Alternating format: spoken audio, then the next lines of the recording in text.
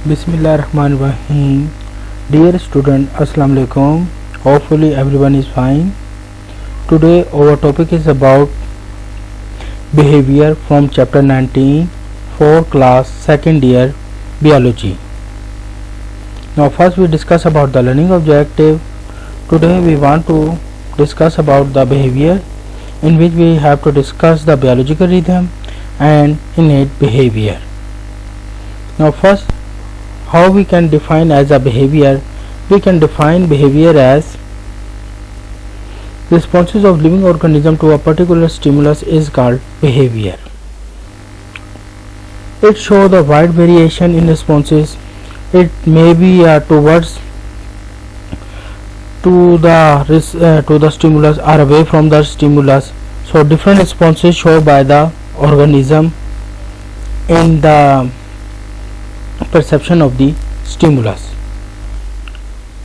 So behavior is a response, and it has basically three types of responses for a particular stimulus.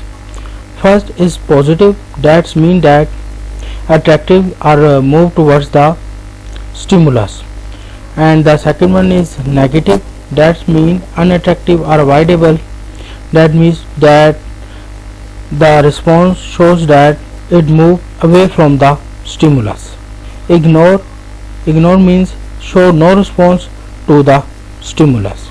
So these are the responses, the particular responses which are shown for the particular stimulus, and it according to the stimulus के behaviour हमेशा जो है वो particular stimulus के ही जो है वो show किया जाता है. जैसा स्टिमुलस होगा, अगर तो ख़तरा है तो वो अवे मूव करेगा ऑर्गेनिज्म. अगर तो जो है वो फूड है, जैसे पॉजिटिव है, तो जारी बात है ऑर्गेनिज्म उसकी तरफ मूव करेगा. तो अगर अट्रैक्टिव मूव भी हो सकता है, अनअट्रैक्टिव भी हो सकता है स्टिमुलस. और कुछ ऐसे होते हैं जैसे बेल की आवाज़ बजती जा रही है और जो है ना वो इग्नोरेबल जो है हो जाते हैं. जैसे कि मतलब मिसाल के तौर पे जैसे चिड़िया अगर हमारे इर्द गिर्द चहचहा रही है तो हम उसे इग्नोर कर देते हैं, एज़ कम्पेयर टू अगर हम कहीं से अगर कोई सडन जो है हम जनरेटर की अगर आवाज़ सुने अगर, तो हमें एक किस्म का जो है महसूस होगा कि कोई जो बाहर कोई चीज़ जो है वो अनवांटेड जो है कोई काम हुआ है, जिसकी वजह से हम जो है उधर मूव करेंगे या देखेंगे.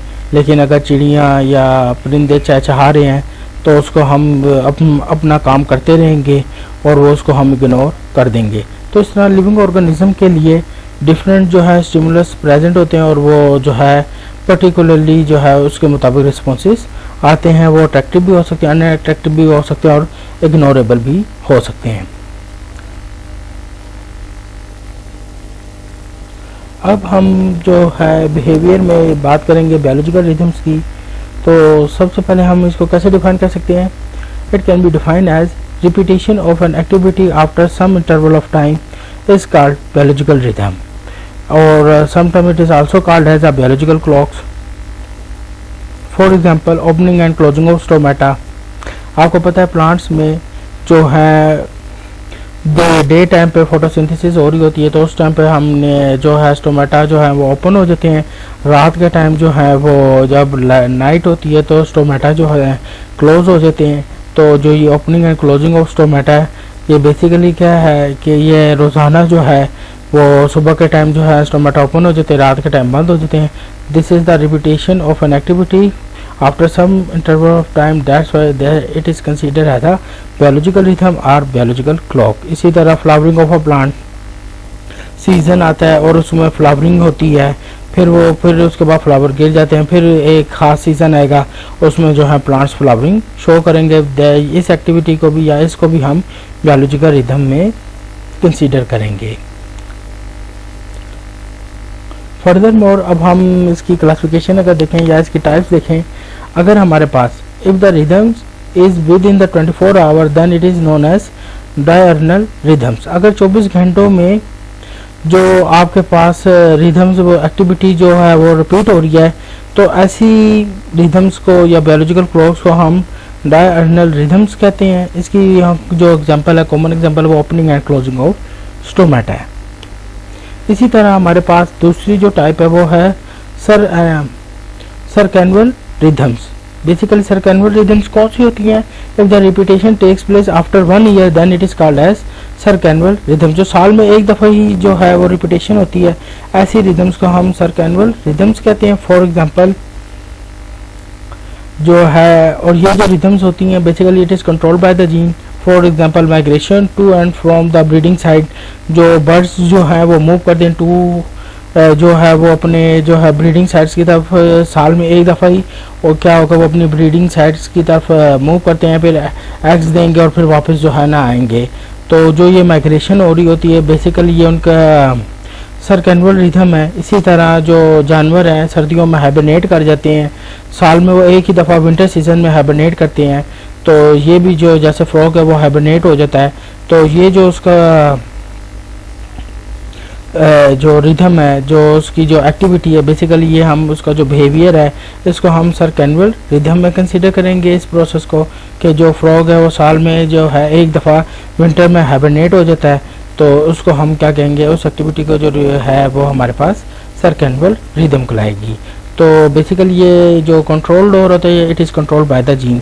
ये इनहेरिटेड जीन्स हैं जो प्रेजेंट होते हैं, और ये जब टाइम आता है तो ऑटोमेटिकली जो है वो एक्टिवेट हो जाते हैं, जिसकी वजह से जो है बर्ड्स में माइग्रेशन भी होती है और हाइबरनेशन जो है एनिमल्स के अंदर होती है। And this rhythms biological clocks are called circannual rhythms. इसके बाद जो है हम क्लासिफिकेशन ऑफ एनिमल्स को कर सकते हैं on the basis of behaviour के हिसाब से। तो अगर देखा जाए डायर्नल एनिमल्स वो हैं those animals which are active during the day time, they are called diurnal animals. For example monkeys, human, जो दिन के टाइम काम कर रहे होते हैं, दिन के टाइम एक्टिव होते हैं, उनको हम डायर्नल एनिमल्स कहते हैं। अगर हम नॉकटर्नल एनिमल्स की बात करें, those animal which are only active during the night, जो रात के टाइम जो है वो एक्टिव होते हैं, उनको हम नॉकटर्नल एनिमल्स कहते हैं, जिसमें आउल, बैट्स, कॉकरोच वगैरह जो है ये नाइट के टाइम जो है वो मोर एक्टिव होते हैं as compare to day time. ये नाइट के टाइम बाहर आ जाते हैं और जो है ना अपनी खुराक की तलाश करते हैं और मुख्तलिफ प्रोसेस करते हैं। तो ऐसे ऑर्गेनिजम्स को हम बिहेवियर की बिना पर जो है वो नॉकटर्नल एनिमल्स कहेंगे। और कुछ जो है आपके पास क्रेपस्कुलर एनिमल्स होते हैं, ये वो एनिमल्स हैं those animals which are more active on dawn and dusk during dawn and dusk. मतलब वो एनिमल्स जो सुबह, जो आपके पास जब सुबह हो रही होती है वो जो टाइम है जिसे हम डॉन एंड डस्क कहते हैं, उस टाइम पे जो मोर एक्टिव होते हैं उसको हम बेसिकली क्या बोलेंगे, क्रपस्कुलर एनिमल्स। और इसकी जो कॉमन एग्जांपल है स्पाइडर हो गया, मॉस्किटो, कुछ मॉस्किटो के सब मॉस्किटो जैसे जो डेंगी मॉस्किटो है जो कि सुबह के टाइम जो है मोस्ट एक्टिव होता है। तो ऐसे एनिमल्स को हम क्रेपस्कुलर एनिमल्स कहेंगे जो डॉन एंड डस्क टाइम पे मोर एक्टिव होते हैं as compare to any other time of the day length. तो ये बिहेवियर की बिना पे क्लासिफिकेशन थी एनिमल्स की। फर्दर अब हम देखते हैं कि हमारे पास इनेट बिहेवियर क्या है। इनेट बिहेवियर को हम कैसे डिफाइन कर सकते हैं? It can be defined as behaviour which is controlled by the gene. ऐसा बिहेवियर जो कि जीन से कंट्रोल हो रहा है उसको हम क्या कहेंगे, इनेट बिहेवियर। जो खुद जो मतलब जिबिल्लत है, हम कहते हैं कि ये जो है पूरा सच से मिली है। जो हम जीन्स, जो बिहेवियर आपके जो भी बिहेवियर कंट्रोल हो रहा है जीन से, वो बेसिकली क्या कहलाएगा, इनेट behaviour for the all members of the species. और वो कॉमन होगा for all members of the species, वो सबके लिए एक जैसा ही होगा। तो इसका मतलब ये है कि जो जिबिल्लत से मिला है, जो उस ऑर्गेनिज्म की जिबिल्लत है जिसकी वजह से जो है वो उसका जो ये बिहेवियर कहलाएगा वो इनेट बिहेवियर कहलाएगा। अब इसकी दो किस्में होती हैं। सबसे पहले हम जो है बेस्ड ऑन ओरिएंटेशन के ऊपर डिपेंड जो करती हैं उनको ज़रा डिस्कस करते हैं, जिसमें सबसे पहले काइनेसिस है। ओरिएंटेशन से मुराद डायरेक्शन है। तो इसमें भी दो तरह की हो जाएंगी कि कुछ जो है हमारे पास नो रैंडम होगी मूवमेंट और कहीं पे हमारे पास डायरेक्शनल मूवमेंट होगी। तो जो सबसे पहली हमारी काइनेसिस है जो रैंडम डायरेक्शनल पे रैंडम मूवमेंट है, but changing the speed according for to the favourable and non favourable condition. Based on orientation directional movement है, ठीक है। और इसमें आपने बात याद रखनी है, की पॉइंट क्या है, हमारे पास दो टाइप्स होती है, एक बेस्ड ऑन ओरिएंटेशन है, एक बेस्ड ऑन नॉन ओरिएंटेशन है। जो बेस्ड ऑन ओरिएंटेशन है वो बेसिकली डायरेक्शनल मूवमेंट्स है और इनकी वजह से ऑर्गेनिज्म की मूवमेंट होती है। अब क्या होगा कि ये बेसिकली क्या है, जो काइनेसिस जिन ऑर्गेनिजम्स में जो आपके पास मूवमेंट शो होती है बेसिकली होती तो ये रैंडम है, लेकिन अकॉर्डिंग टू द फिर कंडीशंस के ऊपर डिपेंड करती है। स्पीड इसकी किस पर डिपेंड करती है, changing according to the favourable and non favourable condition.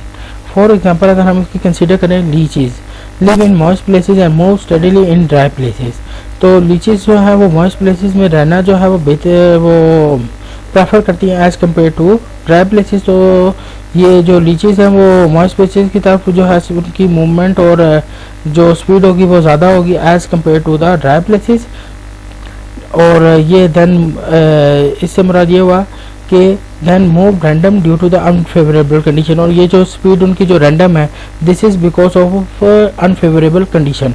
जाहिर बात है अनफेवरेबल कंडीशन की वजह से क्या है कि लीचीज जो है वो उधर ज़्यादा मूव करने की कोशिश करेंगी जहाँ पे वो सूटेबल इन्वायरमेंट उनके पास मौजूद होगा as compare to unfavourable condition की तरफ वो मूव करें।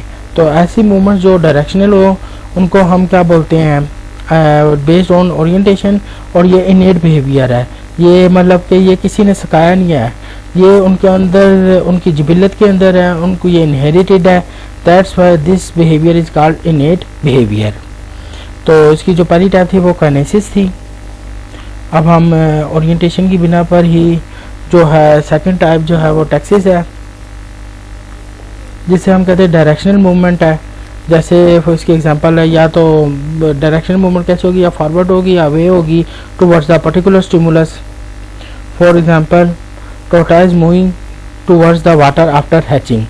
तो जो टोर्टाइज हैं वो जब अंडे से बाहर निकलते हैं तो वो जो है फ़ौरन जो है वो वाटर की तरफ मूवमेंट करते हैं। तो उस टाइम उनको किसी ने ये बताया नहीं होता कि आपने वाटर की तरफ जाना है, बल्कि ये उनके क्या इनेट बिहेवियर है, उनको किसी ने सिखाया नहीं है, बल्कि उनकी जिबिलत के अंदर शामिल है, उनके जीन्स के अंदर शामिल है कि जैसे ही वो हैच होंगे आफ्टर एग, जब एग से बाहर आ जाएंगे तो वो फ़ौरन tortoise moving towards the water after hatching वो मूव कर देंगे टुवर्ड्स द वाटर। तो ये उनका जो बिहेवियर होगा वो इनेट बिहेवियर है, डायरेक्शनल मूवमेंट है।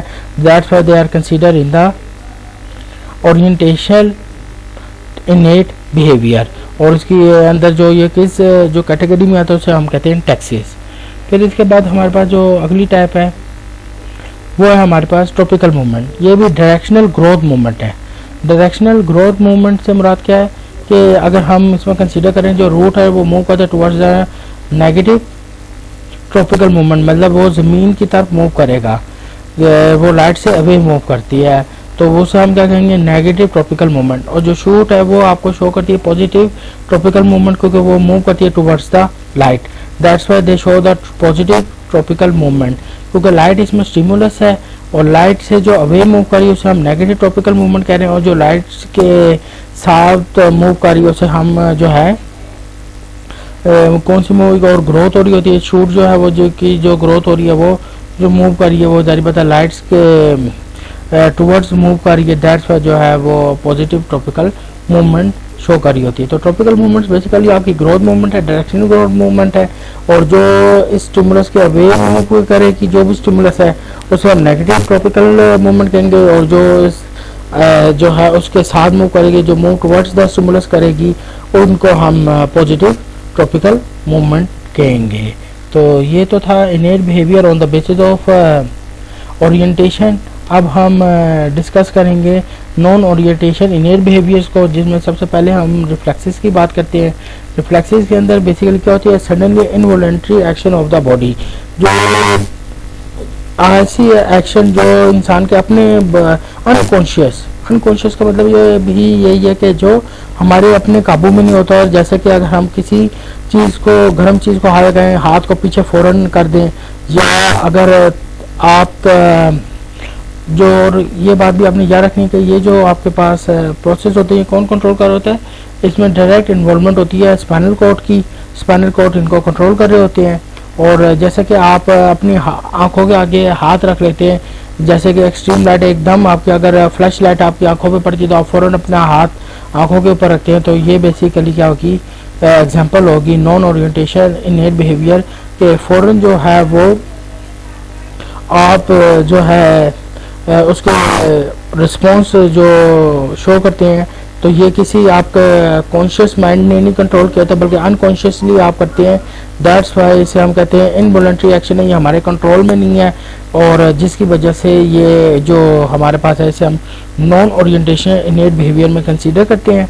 और इसमें हमारे पास एग्जांपल आ जाती हैं, putting your hands on I in extreme light हो गया, और इसी तरह टचिंग हॉट थिंग्स, किसी भी हॉट थिंग को अगर आप टच करते हैं and away move away from the hand from hot object, जो है वो भी क्या है कि इसमें आ जाएगी आपके पास नॉन ओरिएंटेशन इनेट बिहेवियर में आ जाएगी।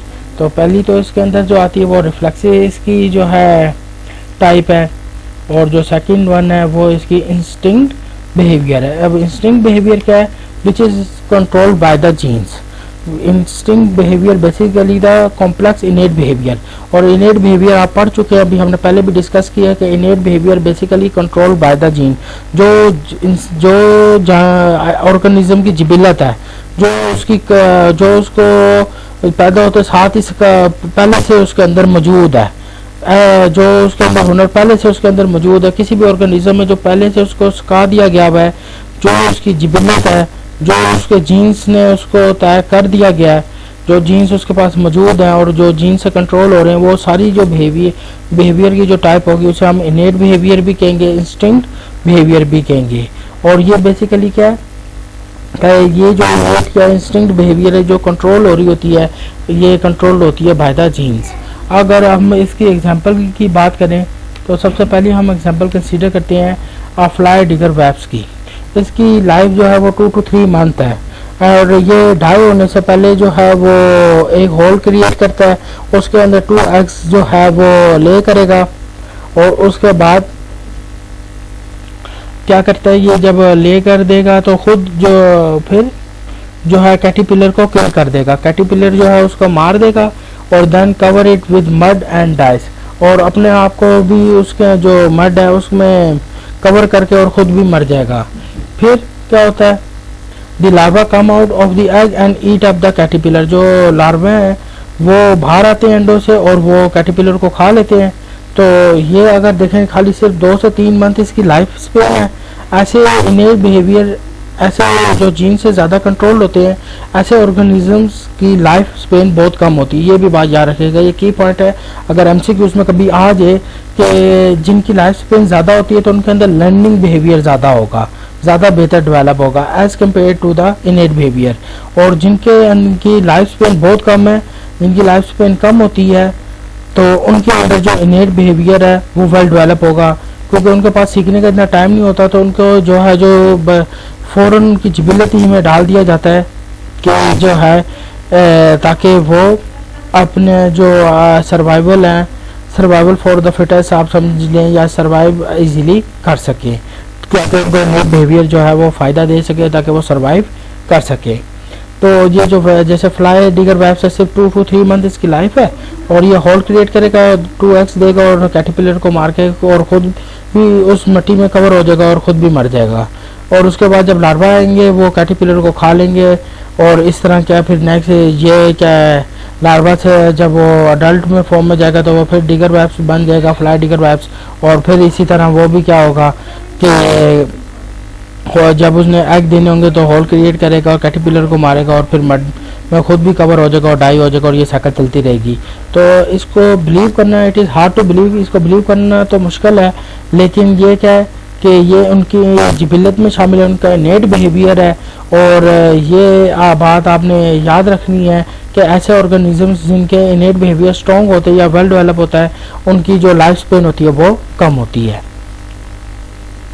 अब हम इसकी सेकंड एग्जांपल को कंसीडर करते हैं। तो सेकंड एग्जांपल हमारे पास सैल्मन फिश की है, जो आफ्टर बर्थ जो है वो माइग्रेट करती है सी की तरफ, और जब वो सी की तरफ माइग्रेट करती है तो बेसिकली वो ड्यूरिंग ब्रीडिंग सीजन होता है उनका, और जब वो माइग्रेट करती है और जब वो माइग्रेट करेगी तो वहाँ पे जाकर वो क्या करेगी, एग देगी। और जब वो एग दे देगी, जो फीमेल है वो एग रिलीज़ करेंगे, मेल जो हैं स्पर्म रिलीज़ करेंगे, और दिस प्रोसेस को हम क्या बोलते हैं, स्वैम्पिंग बोलते हैं। और जो ये pouring sperm on egg by male salmon fish, this process is known as the spawning. और क्या होंगे, जब एग हैजिस होंगे तो जो बेबी फिशेज है move back to the sea and to the same inherited behaviour. तो साल्मन फिश जो है वो जब रहती वो रिवर में है, लेकिन जब उसने इस फिश ने जब एग ले करने होते हैं तो ये दोबारा जो है वो किधर जाएगी, सी में जाती है, और वहाँ पे जाके जो है ये क्या करेगी, एग रिलीज़ करेगी, और उसके बाद जो है वहाँ से एग और स्पर्म आपस में मिलेंगे, और फिर उसके बाद न्यू फिश जो है वो मतलब फिशेज से बन जाएंगे और वो दोबारा रिवर पे आ जाएंगे, और उनका प्रोसेस। तो ये जो लाइफ साइकिल चल रही है कि रिवर में रहती हैं और दोबारा जाकर जो है वो सी में चली जाती हैं, वहाँ पे एग और स्पर्म रिलीज़ करती हैं जिसे स्वैम्पिंग कहते हैं। और उसके बाद जब ये नए बच्चे जब पैदा हो जाते हैं, जब नए बेबी फिशेस बन जाती हैं, वो जो है फिर दोबारा जो है वो मूव कर जाती हैं अपनी जगह से वापस। और इस तरह ये बिहेवियर, ऐसे बिहेवियर को भी हम क्या बोलेंगे, इंस्टिंक्ट बिहेवियर बोलेंगे या इनेट बिहेवियर कहेंगे। तो ये भी बेसिकली जो आपके पास एग्जांपल है वो इंस्टिंक्ट बिहेवियर की है। अब जितनी भी हमने ये इनेट बिहेवियर के बारे में डिस्कस किया है, इसमें जितनी ये जो बिहेवियर कंट्रोल्ड हो रहे होते हैं, ये बेसिकली किससे कंट्रोल्ड हो रहे होते हैं, जीन से कंट्रोल हो रहे होते हैं, और ये इनहेरिटेड है। और ये हमेशा क्या होगा कि जब भी जो भी ऑर्गेनिज्म है, ऑल द स्पीशीज, मतलब ये all the members of the species के लिए सेम रहेगा। ये नहीं है कि खाली एक ग्रुप के लिए सेम है तो उसके दूसरे मेंबरों के लिए सेम नहीं होगा, ये सब के लिए सेम बिहेवियर रहेगा। देखें जब यहाँ पे क्या मुख्तलिफ बेबीज जो हैं वो रिलीज हुए हैं और वो सी की तरफ वापस चले गए और वो do same and do the same inherited behaviour, मतलब वो फिर दोबारा यही काम करेंगे कि वो जब वापस आएंगे रिवर की तरफ, जब वो मूव करेंगे तो वो एग लैंड वाली प्लेस पे जब पहुंचेंगे तो अंडे देंगे, और उधर से जो मेल्स हैं वो स्पर्म रिलीज करेंगे जिसको हम स्वैम्पिंग कहेंगे, कि ताकि जो है दोबारा जो है ना फिशेज, जो बेबी फिशेज हैं वो बन जाएं, और वो एग से जारी और स्पर्म जब फर्टिलाइज होंगे तो उनसे फिश प्रोड्यूस हो जाएगी, और फिर दोबारा वो फिश जो है मूव कर जाएगी, मूव बैक टू द सी आ जाएगी, और फिर वो यही प्रोसेस का होता रहेगा। जब वो बड़ी होगी फिर दोबारा जो है ना वो मूव कर जाएगी दोबारा वो अपनी उस प्लेस की तरफ जहाँ पे उन्हें एग लेइंग करनी है। तो इनके अंदर ये उनको उनके वालिदैन ने नहीं बताया, क्योंकि रास्ते में क्या होता है कि जब ये एग लेइंग का प्रोसेस हो जाता है तो ये तमाम फिशेस क्या हो जाती हैं, मर जाती हैं, और जो ये बेबी फिशेस होती हैं उन पर फीड करती हैं, उन पर खाना पीना, मतलब जो उनका खुराक जो है ना वो ज़रिया बनती हैं, और जैसे ही जब वो बड़ी होती हैं तो वो दोबारा मूव कर जाती हैं अपनी back to move to the sea, जो वो मूव करेंगे, और जिसकी वजह से क्या होगा, ये सेम प्रोसेस क्या होता रहेगा, चलता रहेगा। तो ऐसा प्रोसेस जिसके अंदर जो कि जिनका लाइफ स्पैन कम हो और जिनका जो है एक ख़ास जो है वो बिहेवियर शो कर रही होती हैं, तो उनको ये जारी बात है किसी ने सिखाया नहीं है, that's why it is controlled by genes and they are considered in innate behaviour. और ये इनेट बिहेवियर में हमारे पास की पॉइंट आपने हमेशा याद रखना है कि जो है इनेट बिहेवियर जो होता है वो हमेशा जीन से कंट्रोल हो रहा होता है, और ये सब स्पीशीज़ के लिए जो जितने भी मेंबर्स हैं उस स्पीशी के लिए वो उनके लिए सेम होगी। तो आज तो हमने बायोलॉजिकल रिदम्स के बारे में और इनेट बिहेवियर के बारे में हमने डिस्कस किया है। नेक्स्ट टाइम जो है हम लर्निंग बिहेवियर के बारे में पढ़ेंगे। Thank you.